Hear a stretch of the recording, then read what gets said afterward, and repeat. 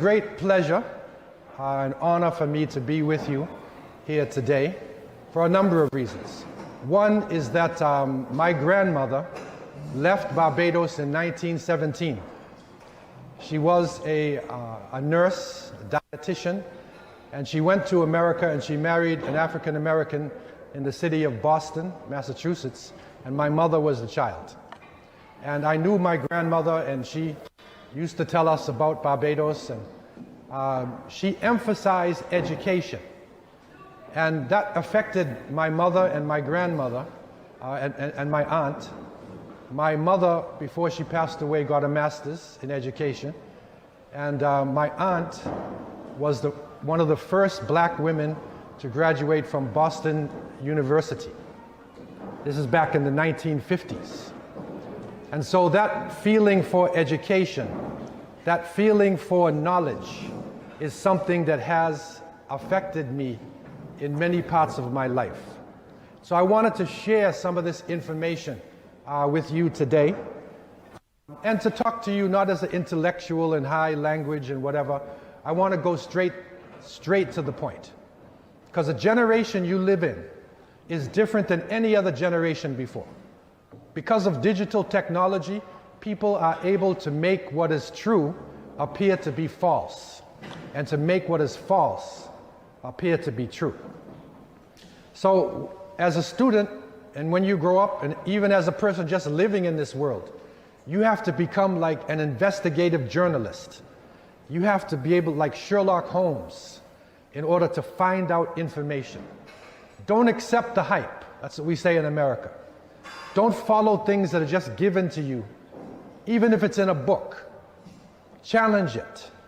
And I challenged it from when I was very young, growing up in America.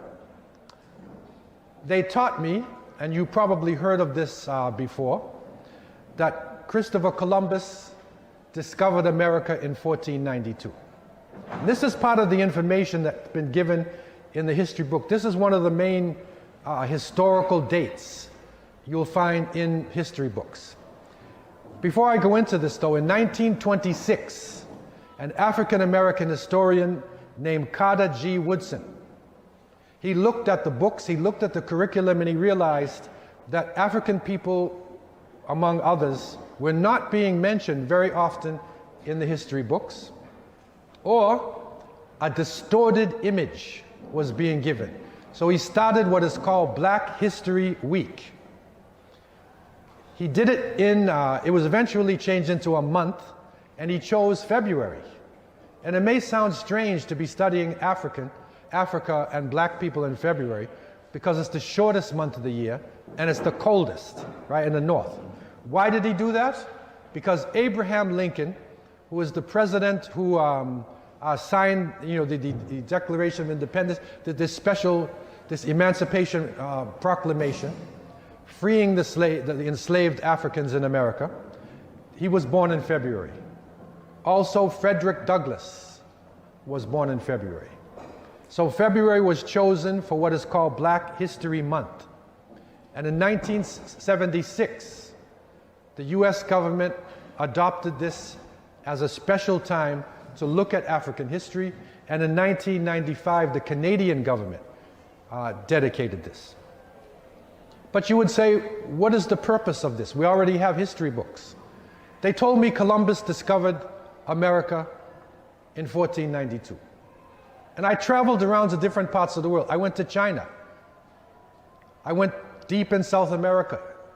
I went to Malaysia, all over Africa. I said, who discovered America? And they said, Christopher Columbus. And I said, when? They said 1492. But my question was, as a student, and to these people, how can you discover a place when the people are living there already? You understand this? This is information being put into your head. You have to learn how to take it apart. Because the reality is that indigenous people have been living in the Americas for thousands of years. We have some proof between 10 to 20,000 years. And what you call Amerindians here, the Taino, the Caribs, the Arawak, the Lucayans, lived in this part of the world for thousands of years. This is a picture, an aerial shot of the Inca civilization in Peru. It's in South America. This is built long before Columbus. And when you look down on it, you see the grid of a huge city. They had one of the largest cities in the world. Could you imagine that in the Americas, and I mean Canada, US, Central America, Caribbean, South America, there was over 75 million people. There was 2,000 languages, different, 2,000 languages spoken by the peoples in this area. And yet, Columbus then says, and it's put into the history books, he discovered the place. And if you think about this, it's like if I came and I said, I discovered St. Michael's in 2020. Like none of you ever existed. This island never existed, nobody, because I just reached here. And so what we are dealing with is the erasing of an entire civilization. When Columbus's son Ferdinand came, he found pyramids, hanging gardens, the Mayans had calendars. He found all types of amazing things in this part of the world. Even if you say Columbus was the first European to come, that would be a mistake. Because we have people living who lived in the north called Vikings. You ever heard of the Vikings before? Do you know which country Vikings come from? Anybody know? Norway, Sweden, Denmark, right? So they went over the northern route and they came into Canada, Greenland, Iceland, Canada, long before Columbus. So he was not even the first European to discover America. Okay? So what we're talking about now is deconstruction of history. You take it apart and then you put it back together. Columbus thought he was in India, some islands off the coast of India. But the people are not Indians here. And up until now, the name Indian still sticks to the people, but this is not India. So this is wrong information, which we have been accepting over hundreds of years, accepting this information as the truth. And this is just the beginning of it. But in actuality, and I want to show you some hard evidence. I'm not just going to talk to you. If you look at this picture, see the size of this building? This is in Mexico. In Guatemala, Belize, Mexico, these huge pyramids are there. It was an amazing civilization. So when you deconstruct information and you put it back together, then if I had a chance to write the book, I would say Columbus was discovered in 1492. See the difference in those two sentences? He was lost and he bumped into the Americas on his way to India. Right? This is deconstruction. And what this does, it gives us another understanding. Because true history helps to erase the mystery. You get this? It will erase the mystery. And people who do not know the history, right, they're going to be lost, totally lost in the present. If you don't know your roots, if you don't know your background, if you don't understand your history, then you don't really know who you are as a person. And so this is the challenge that I want to put to you and to open up this door today through some basic information. This is what I call not his story, it's our story. See it? History, his story. What we want is, you get it? We want our story, right? The story of everybody, not, you've been studying his story. How many of you like history? Most of you will say no. Isn't it a boring subject? All these dates and these old men fighting in castles in England. Why is it a boring subject to most people? If I took a picture of this room right now, who is the first person you'd look at? You'd look at yourself, right? You want to know if your eyes are closed, are you pretty, are you handsome, right? You'd look at yourself first. So if you open up the history book and you don't see yourself, then you're bored about this. You don't like this subject. And so I want to do a little test with you, though. This is a type of a psychological test. It's a word test that if you raise up to corporations, this is how they check people out. It's a psychological thing. But you got to be honest with me, right? Just tell the truth, what you're thinking. If I say the word sugar, what comes in your mind? Sweet. Spice. Okay, sugar and spice, right? And everything nice. Okay, that's honest, right?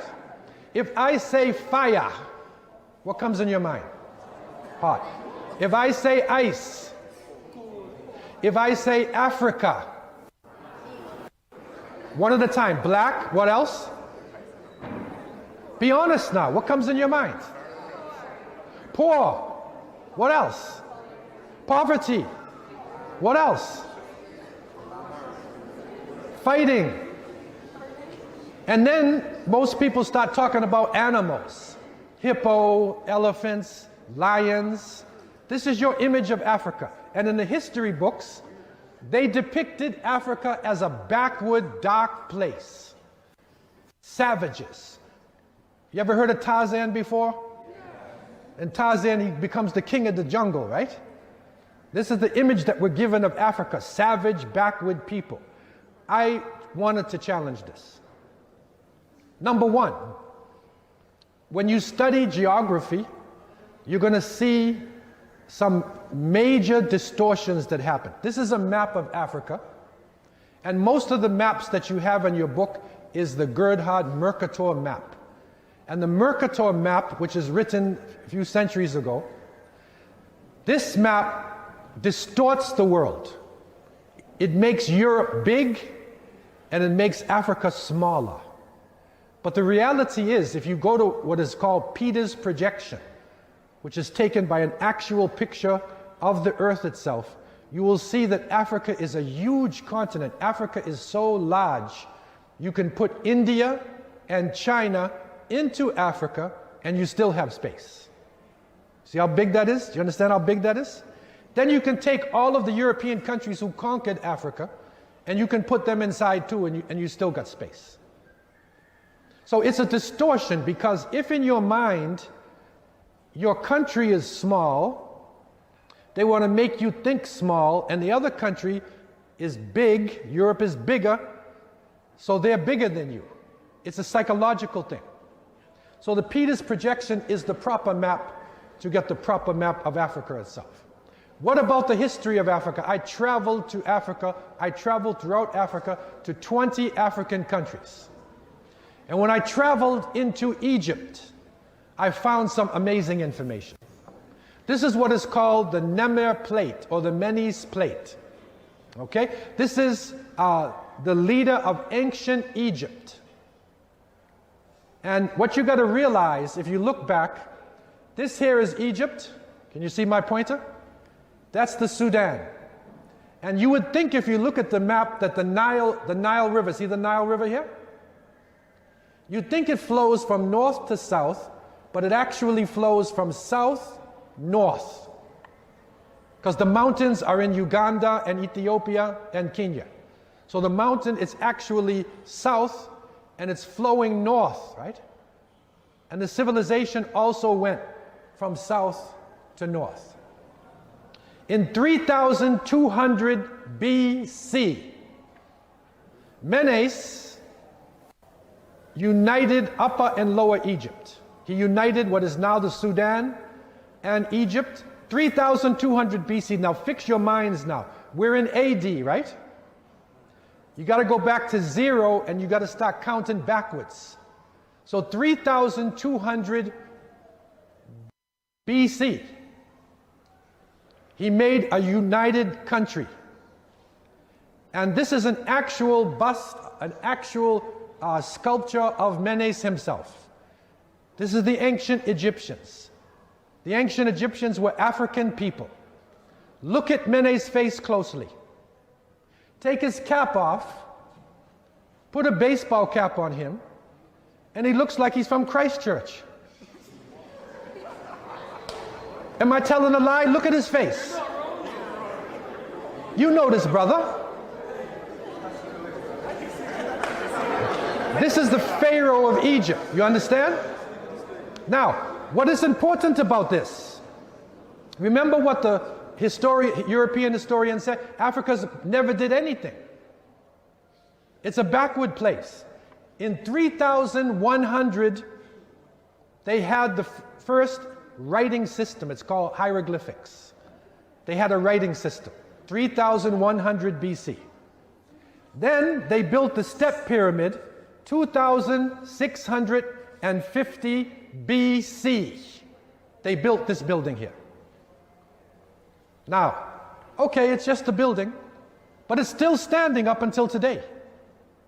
And I went underneath this pyramid, and I found, see how it looks underneath? You go underneath and you will see passageways. This is 2650 BC.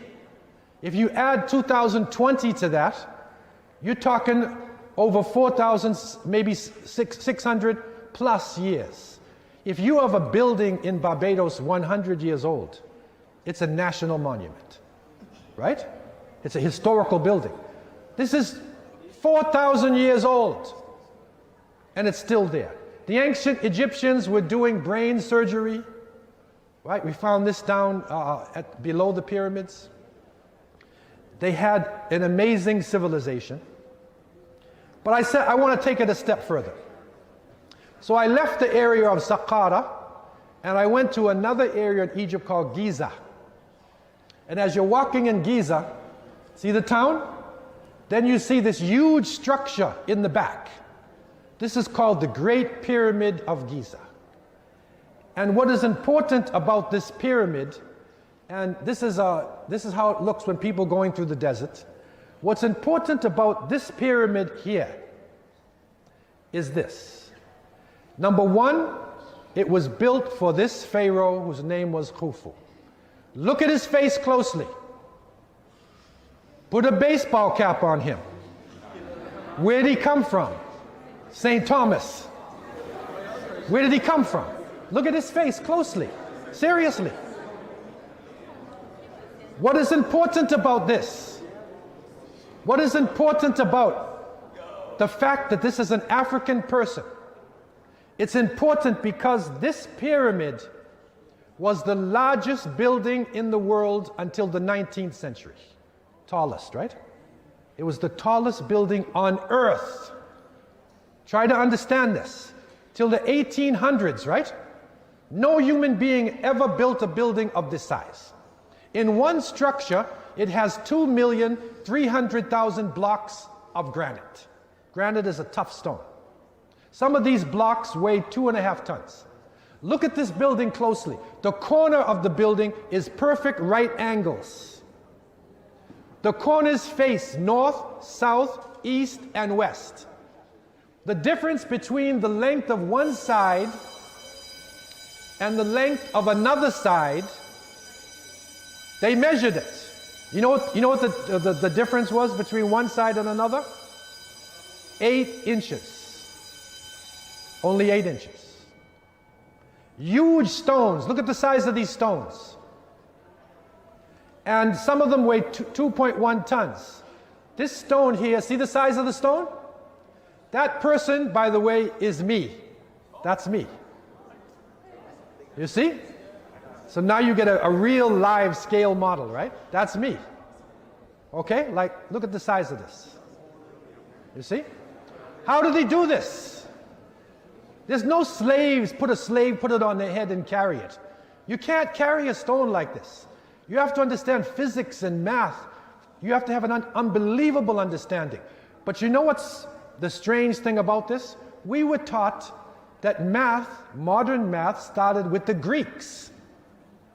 Right? The Greeks, right? Then the Romans.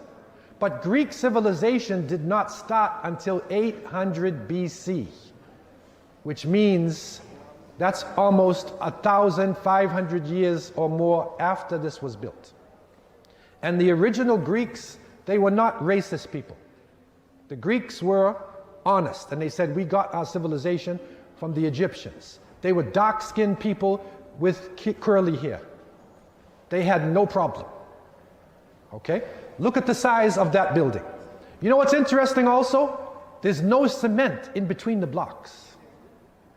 It's cut out perfectly and put into place. I went down into the pyramids. There's tunnels inside. You go down inside and found different rooms and different things inside of the pyramid, things that they were doing. Then I went south and I found a place called Thebes or Karnak, and they had a university there. This is an ancient time, a university. They were studying all of these sciences in this university. Look at the size of the columns. See the man there? Look at the columns. Now, remember the Greeks? That's the Greeks and the Romans. See the difference between that column and the other column? This was 1,000 years after, 2,000 years after, because the Great Pyramid of Giza, this was built around 2,500 BC.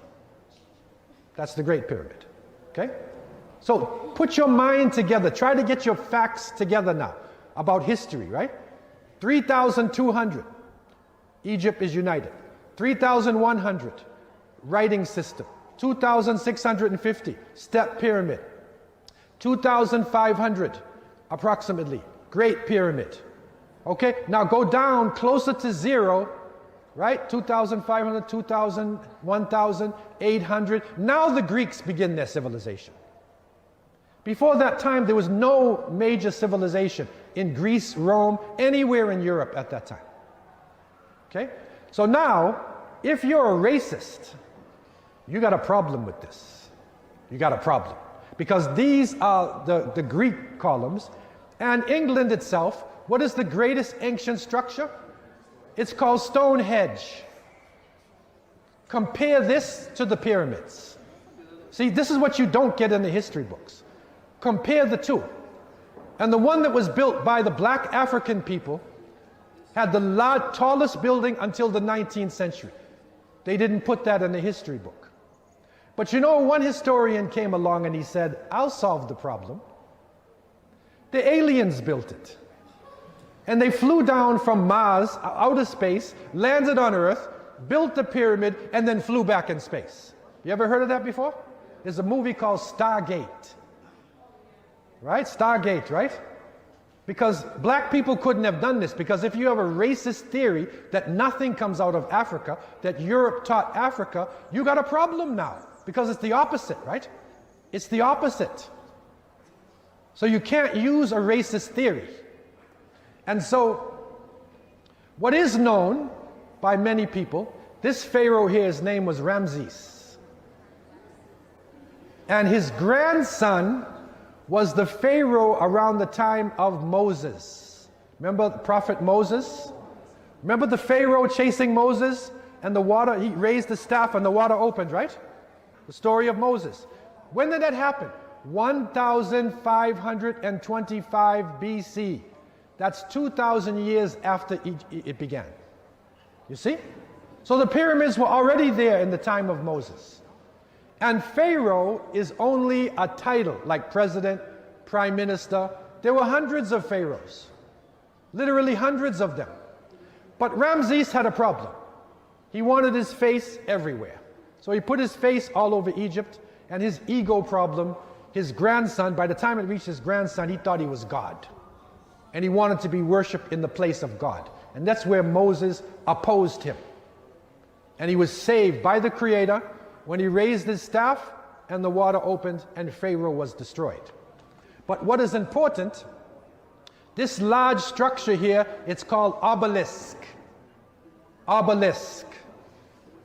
Everyone in the world wants an obelisk. The Americans, they stole the obelisk, one of the Egyptian one, they put it in America. Everybody wants an obelisk. Do you have an obelisk in Barbados? Go down by the Lord Nelson statue. You know downtown? You see across from Lord Nelson? It's an obelisk. It's not a big one, it's a little one, right? But you have an obelisk. The largest obelisk in the world was not in Egypt, it is in a place called Aksum, which is Ethiopia. Now, what is it that you know about Ethiopia? Okay? Jah Rastafari, one love, right? That's what you know, right? I and I. This is what you know about Ethiopia. But there's other things about Ethiopia as well. One important point is that Ethiopia, Aksum, was one of the most powerful empires in the ancient world. They had elephants in their armies. That's the largest obelisk in the world. This is technology, it's a sundial. Right? They use it for mathematics, they use it for astronomy. Okay? And it's right around this time that Prophet Muhammad, peace be upon him, he appeared in the Arabian Peninsula. He was teaching the belief in one God. He was teaching no racism. His followers were light-skinned, dark-skinned, Arab, African, Persian, European. They were all with the Prophet. And after 5 years of teaching, Prophet Muhammad then said to his followers, you have to leave. They're killing us. They were torturing the Muslims, killing them. So he said, leave Mecca, which was their base. Where did they go? They did not go to Syria. They did not go to India. They did not go to Malaysia. They went to Africa. This is a very important historical understanding. The first place that the followers of what we believe is the last prophet, Muhammad, peace be upon him, after Abraham, Moses, Jesus, they went to Africa. And what did he say to them? This is an actual saying of the Prophet. He said, if you go to Abyssinia, it would be better for you, for in it there is a king who will not tolerate oppression. It is a land of truth. Go there until such time as Allah shall relieve your distress. Allah means God. He said, go to Abyssinia, or Al-Habasha. That was now present-day Ethiopia and Eritrea. So they went there, and the Prophet wrote a letter to the king of Ethiopia. The king's name was Ashama. His title was the Negus. In Arabic you say An-Najashi. He was a great Ethiopian ruler of the Aksumite Empire. They believed they were Christians, but they believed in one God. Powerful believers, because one of the disciples, Mark, of Jesus, he died on the Nile, and the teachings went up the Nile. So they were Christians from way back, believing in the original religion. So this is a letter which is still available, a copy of it on the left side. The Prophet dictated it to one of his followers. You can find it in the Topkapi Museum in Istanbul, Turkey. This letter, still there today. What did the Prophet of Islam, the last prophet, say to the Christian emperor? Okay, this is the kind of history that you'll never get in your main books. But this is hard facts. He said, in the name of Allah, the Beneficent, the Merciful, from Muhammad, the Messenger of Allah, to the great Negus of Abyssinia, peace be upon he who follows the guidance as to what follows. Verily, I praise Allah, the one whom there is no deity except him, the sole king, the holy, the source of peace, the protector, and the guardian.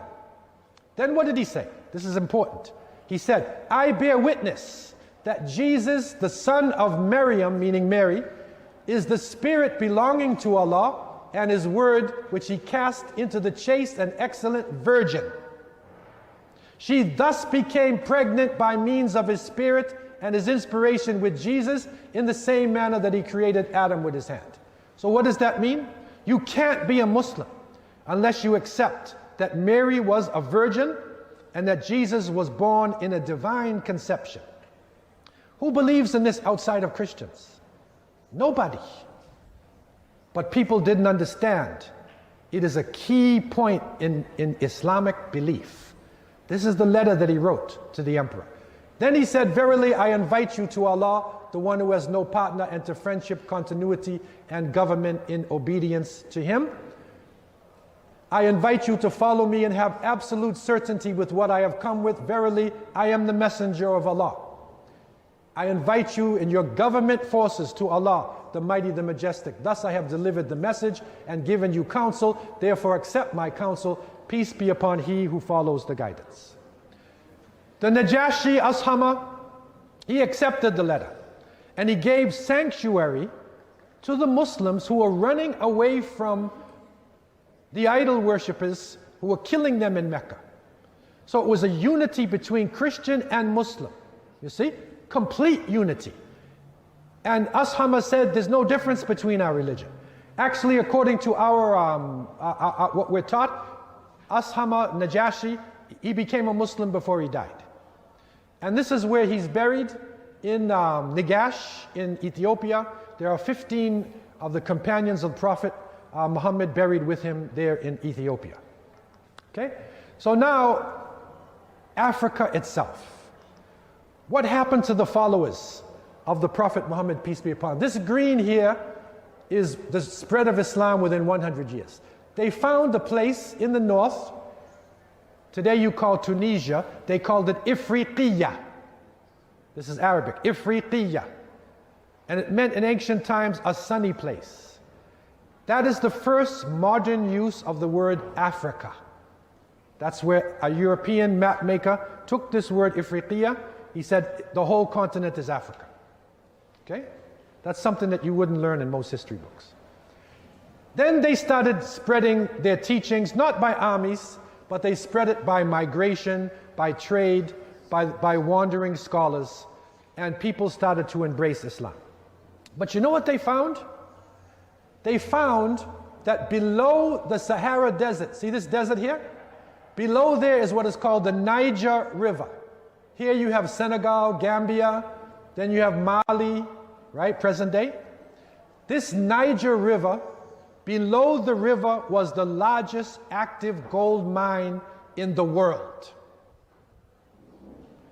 The people were shipping the gold.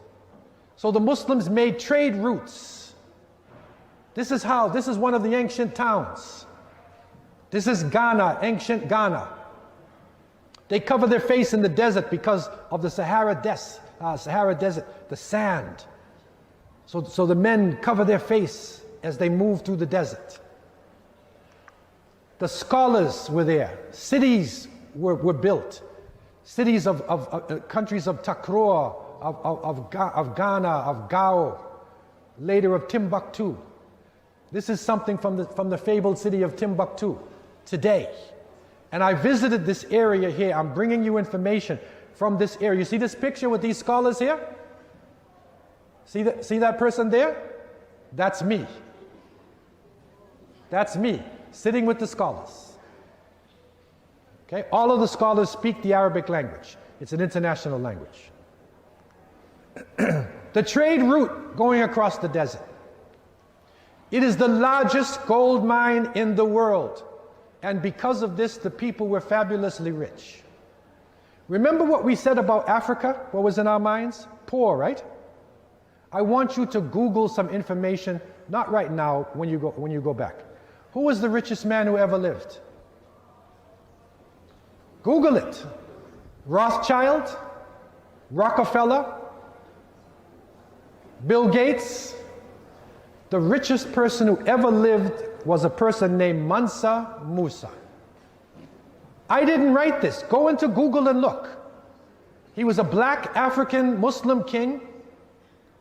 He was the richest person who ever lived. They had so much gold. This is a map drawn by a European map maker.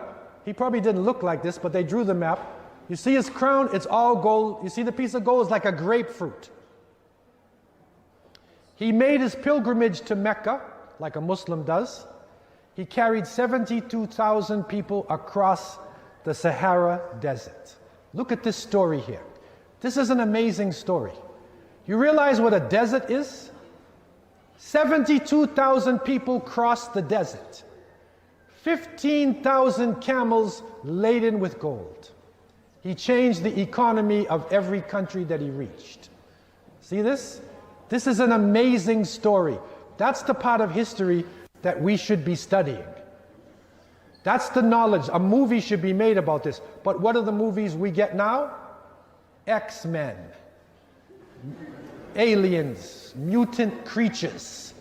Those are our heroes now, right? And the real history is taken away from us.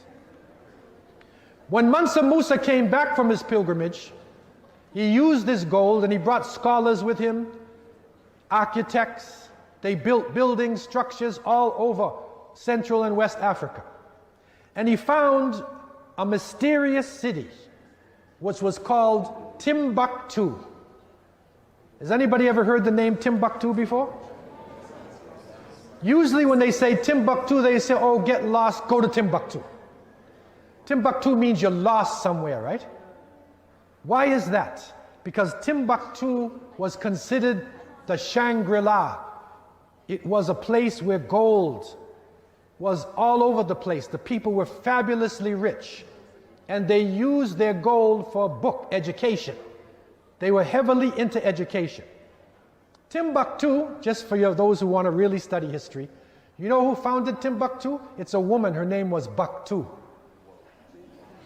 And Tim, in the Tamashek language, that's the language of the Berbers, the Tuaregs who cover their face, Timbuktu means the well of Baktu. Because when the Tuaregs were coming out the desert down by the river, they were getting sick with malaria, right? The mosquitoes were biting them.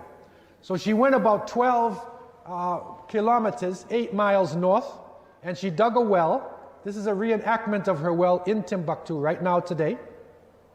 She dug a well where the mosquitoes could not come. So that became a business town, and eventually it became a town of scholars. Scholars from all over Africa were going to Timbuktu, to the point where Timbuktu, this is a present day picture which I took myself in Timbuktu, and by the 16th century, remember 1500s, right?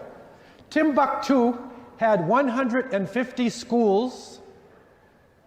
In the Sankore University, there was 25,000 students. Could you imagine this?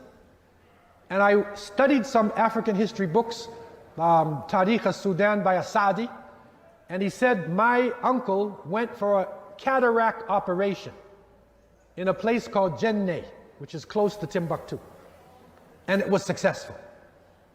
So they were doing complicated eye operations, studying astronomy, studying chemistry, studying religious sciences, 25,000 black African students. You see, now, is it right to say Africa has never done anything for the onward flow of history? It's a lie. And this is what Carter G. Woodson was searching for with this month. Timbuktu produced books and sent these beautiful books. They reached all over the world. Eventually, the trade stopped in the desert and it went to the oceans. And after centuries, Timbuktu became the deserts coming in, but there are still thousands of books in Timbuktu up until today, and they're putting them in libraries. Thousands of books written by black African scholars. Okay? This is what is left of the Sankore Mosque, where the university was. Now, you know what one of the books said in Timbuktu? It was written by a person by the name of Al-Umari. Al-Umari was writing about the journey of Mansa Musa. And Al-Umari said, when Mansa Musa reached Egypt, remember Mansa Musa with the gold, right? They said, where did you get this money from? And he said, I am part of the lineage of the Malian kings. And my older brother, Abu Bakr, he went into the Sea of Darkness, the Atlantic Ocean, that would be somewhere around Senegal. He went into the ocean with 2,000 ships, and he never returned. Right? This is now 1324 is when he said this. His older brother never returned to Mali. 2,000 ships. What happened to the ships? Now we look and we see on the ocean there is what is called currents. The current will take you right in, it'll take you from North Africa or West Africa right into Brazil, or it will take you right into Barbados.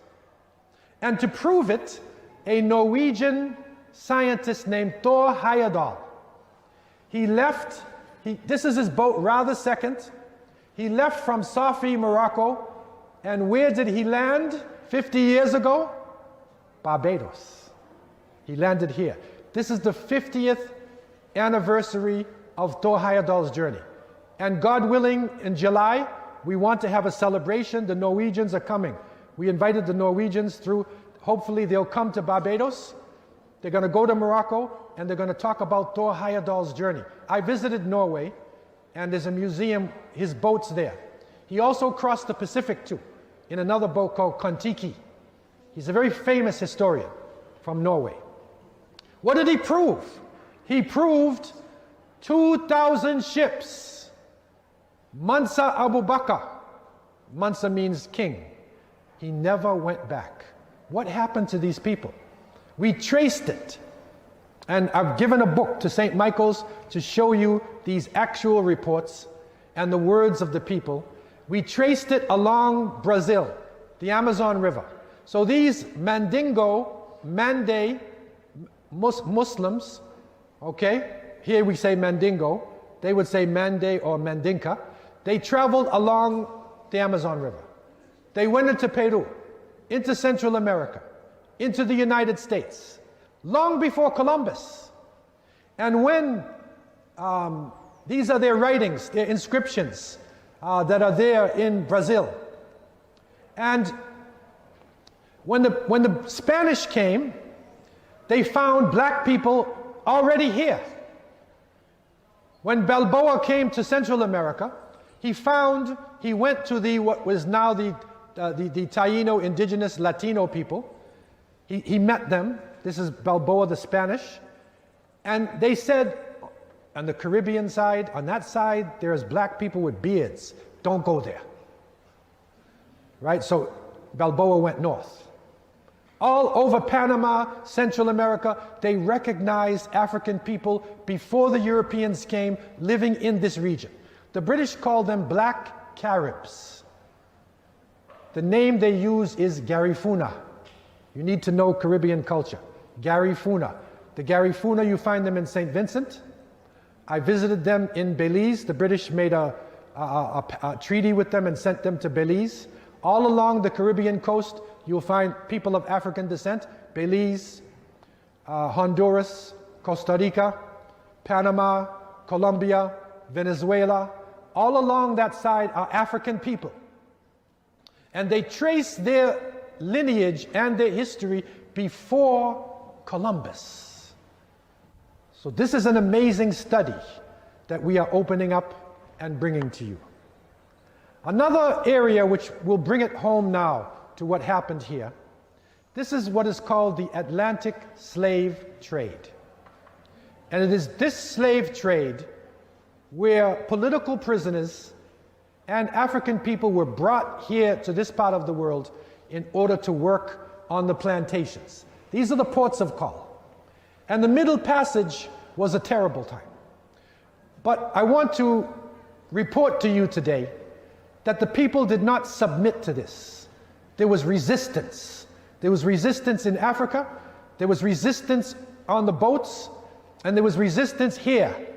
People fought back in any way they possibly could against this wicked system there. Now what we found out, this is some extra information, because we're searching for roots, right?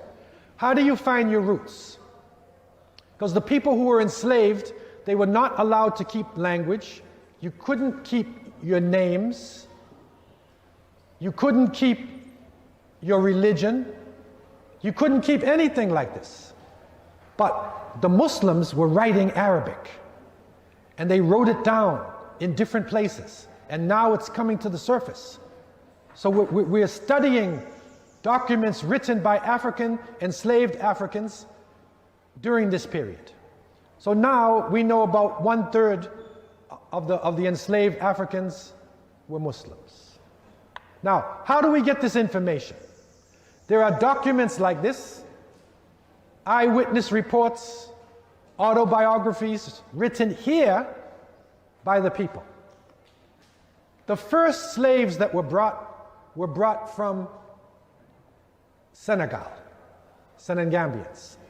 But it was a mistake, because they're Wolof. And the Wolof are really proud, strong people. They made a rebellion in 1522 in Hispaniola, which is now Dominican Republic and Haiti. They made a rebellion in Puerto Rico. They made a rebellion in Panama. And so the rebellion started all over the region. And this is how we study this, to show you some hard evidence, if any of you ever want to be a historical researcher. This here, this document is saying, it's written in 1774, it said it's a runaway, it's a slave who ran away from the plantation, right? It said run away from the subscriber's plantation in Augustine Creek 3 years ago, a short, well-made Negro fellow called Mahomet. Now, Mahomet is another way of writing Muhammad. So this was a Muslim here. So this is how we are identifying the names. A lot of it's coming to the surface now, just to show you. This is a prince. Abdurrahman was his name. And he was a scholar. He spoke about 7 languages. The written language was in Arabic. And when the United States began, it was only 13 colonies, right? Fighting the British. You'll study this in your history about loyalists and whatnot, right? The 13 colonies needed to be recognized. The only country that would recognize America was Morocco. There's a letter between George Washington, President of the United States, and the Sultan Abdullahi of Morocco. And within their correspondence, George Washington said, any more, when he said more, he meant Muslims, any Muslim who is captured as a slave should be free. That's an agreement. So when they saw him writing Arabic, and the word got back to the United States government, and they freed him, and he returned to his home in Timbo, which is in Guinea, West Africa. Ayub ibn Sulaiman, a great scholar. He wrote the Quran, the book of scripture of the Muslim, 5 times from his memory. When they saw him writing Arabic, remember the agreement with the government? They freed him, and he went back to his home. Yaro Mahmud, this is an actual picture. It's a painting drawn in 1819 of Yaro Mahmud. That's his actual face, right? He's relaxed and calm. He died at 128 years old. He was 70 years in slavery. Could you imagine that? But he won his freedom, and he freed hundreds of other people. He's a very famous person to us there in our history. Umar bin Sayyid, he wrote his own life story in Arabic, and the whole book is there in Washington. Bilali Muhammad, who is in a place, the Sapelo Islands off the coast of Georgia.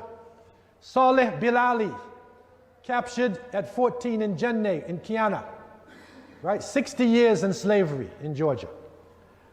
Oh, Lizzie Gray, they called her. She was a Muslim woman who died in South Carolina. Okay, the Gullah people in South Carolina. And you know what's interesting? Many of these Gullah people, we're finding out now, came from Barbados. There's a connection between South Carolina Gullah people and Barbados. Now, what we're realizing, many of these people were Muslims. Look how they dress up until today, up until recent times. Fatima, or Phoebe, the wife of Bilali Muhammad, well known on the Sapelo Islands. Okay? Let's go to the Caribbean.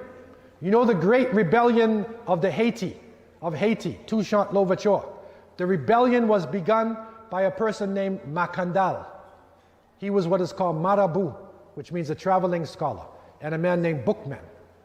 Toussaint Louverture organized the small rebellions, and he made a great army, and they defeated the French. Okay?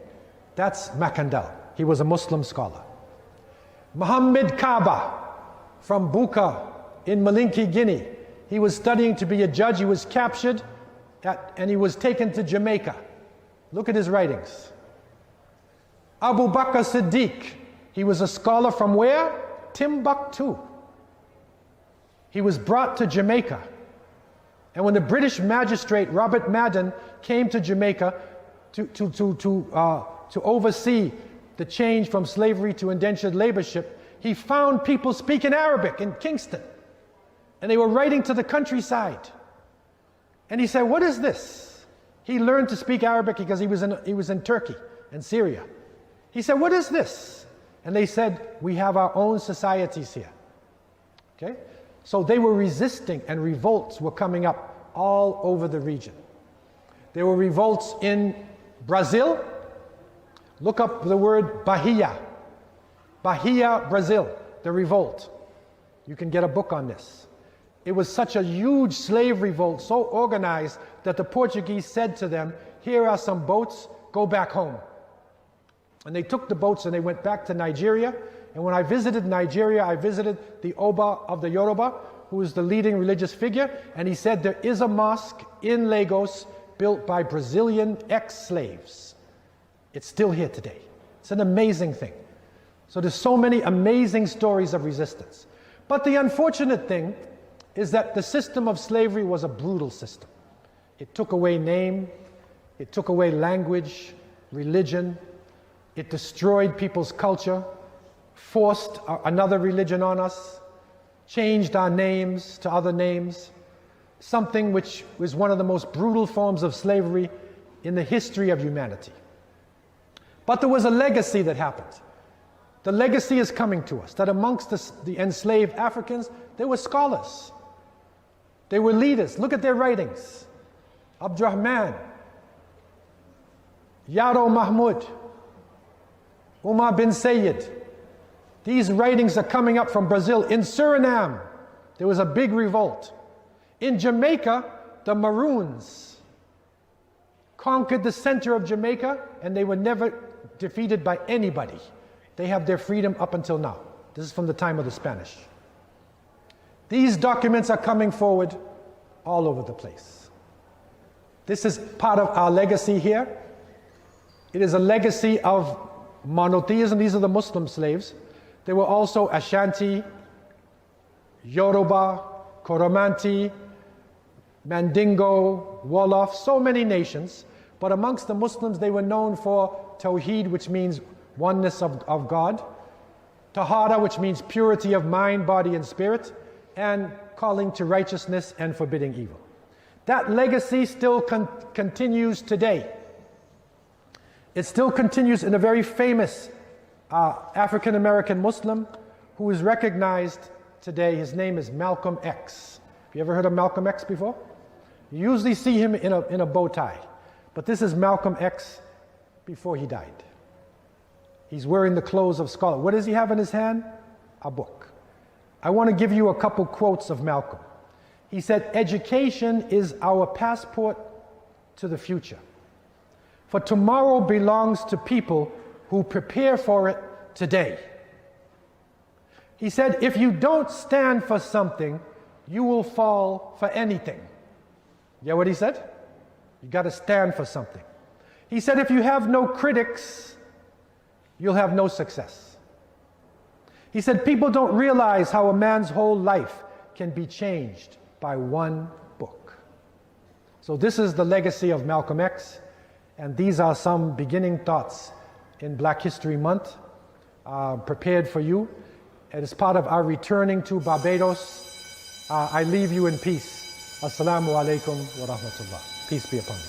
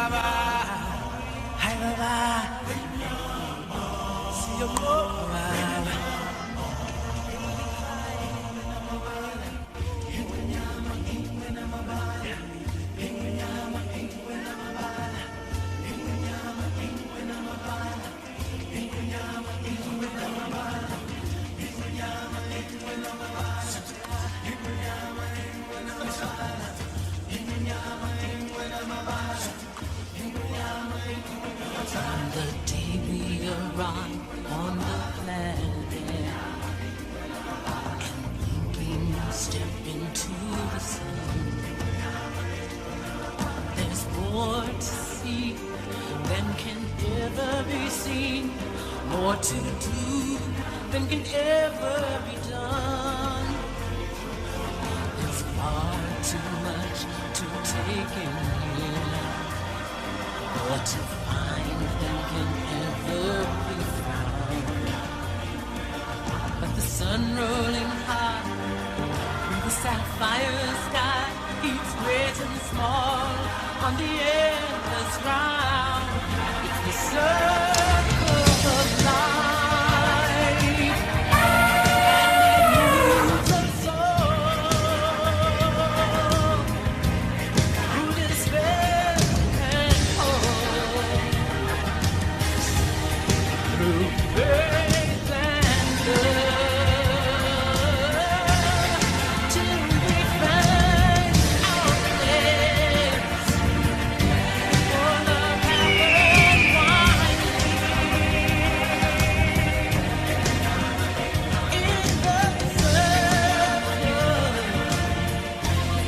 in the circle of life, and it moves us all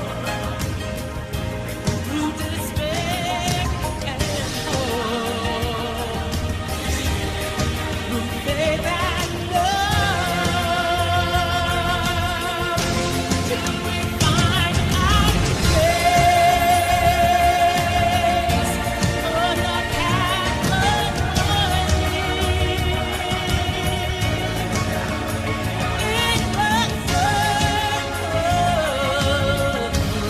in the circle of life.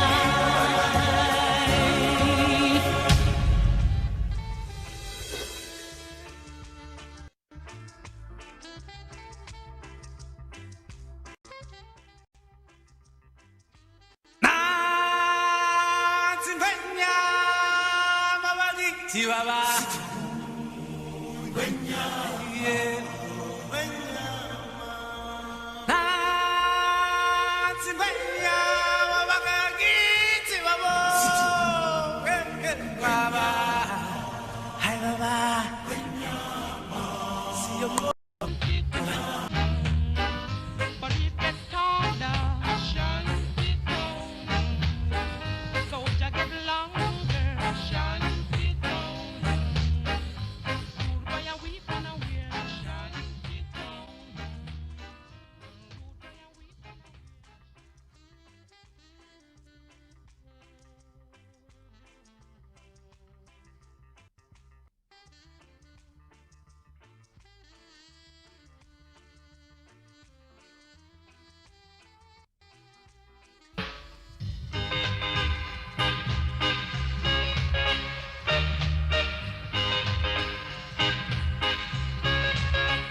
oh, seven. Oh, seven. At Ocean 11. I know rude boys are go real. Cause them out of jail. Rude boys cannot steal. Cause them must get bail. Them a loot, them a shoot, them a wheel. Ashanti town. Them a loot, them a shoot, them a wheel. Ashanti town. Rude boy dep on probation. Ashanti town. Rude boy a bomb up the town. Ashanti town.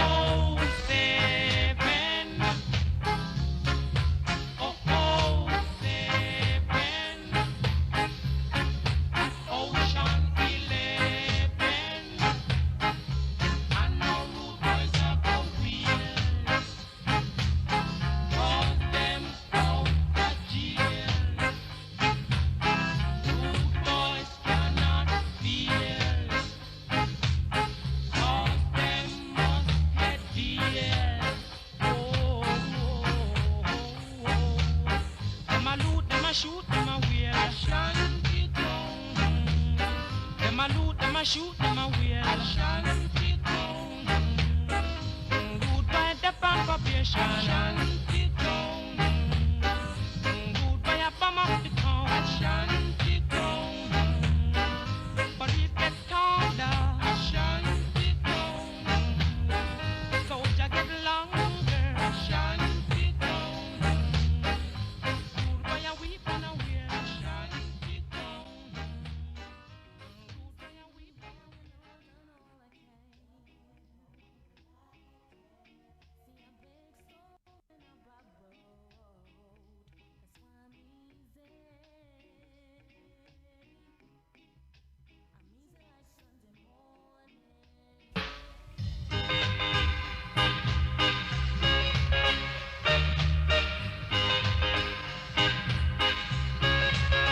Oh, seven. Oh, Yeah, that's what folks. You don't know them. To every question there is an answer. The mother work hard to achieve $1. What kind of work she do? My mother is a eagle. She don't want her youth them to turn a robber. She go all of them in the best of manner and teach all of them to know them culture. She go find little youth without a father. She said do no, I be no warmonger. She buy and she sell and she throw partner. He keep her youth them out of danger. Skylocking, skylocking, that's what moves you do today. This time so I try me, I try. Open up me and a rasta give me a blind. Me nah no time fi play no do nor die. Me nah go shame me mother and my make she cry. I praise up Rastafari. Love me, me live and if me hate me, me die. That's called for glory. Skylarking. Now here come the counteraction, someone call a version, but we play for your satisfaction. Big up all of the poorest people, them, you know, so now my people. Right. All of the Naya Bingy, them, big up yourself. Original, Scott Pass. You tell them, say, look, how long Chaplain chatting in a Babylon, facing peer tribulation. And still I step it as a clean Rastaman. Babylon a say me right when me wrong. Them a tell me say me weak when me strong. But me burn down the Illuminati plan and sing Lucifer 2000. Hear me song. Say Sata, Sata Masagana, Masagana, Sagana. You know why? Chatting the mic for the longest while without no riches and no 10 bag of Kyle. Chatting the mic for the longest while I never talk about and no girl child. Chatting the mic for the longest while I never rub up with no hope ya hile. So no more no seat. I know the money make it chapel in a do it. I preach bingy man come a Babylon fi preach. Nobody come watch and nobody come peep. You know feel love sell out yourself too cheap. The dragon and the beer said they must get defeat. Oh Lord. Thank you very much, my brother. Thank you. Oh, season lover. Oh, season lover. Girl, I'm your four-season lover. Hey. No, you should never give your love away. I said no, you should never give your love away.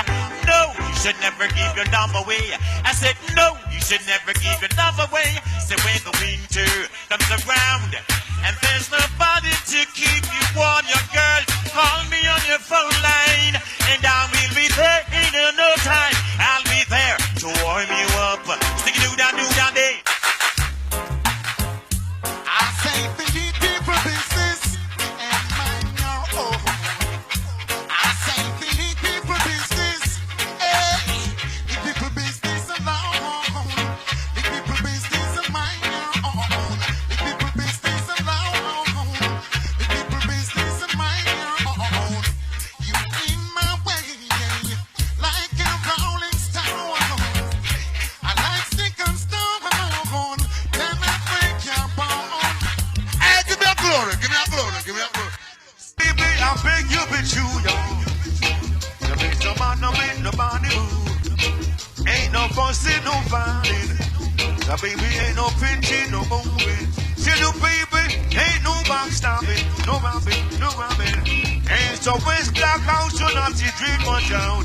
I'm going to go to black and not the form down the track. But the form down the track, and with the music on attack. And you got to be true, yeah. Say so, baby, please be true. I'm a love the work, really them they call me one for me mind. I'm a love the try to dig down a gold mine. Give to me girl where them call Caroline. They pick me at the yard, make sure them dead. The skylarking, skylarking, that's what bombs.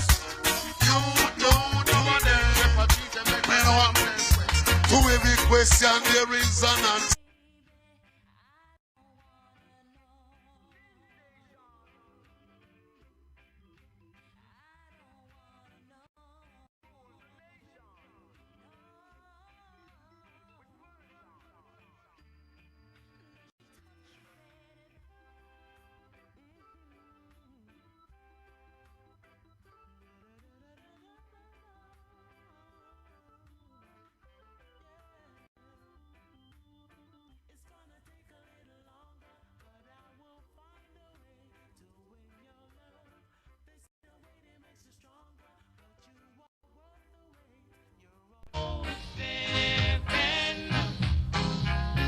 At ocean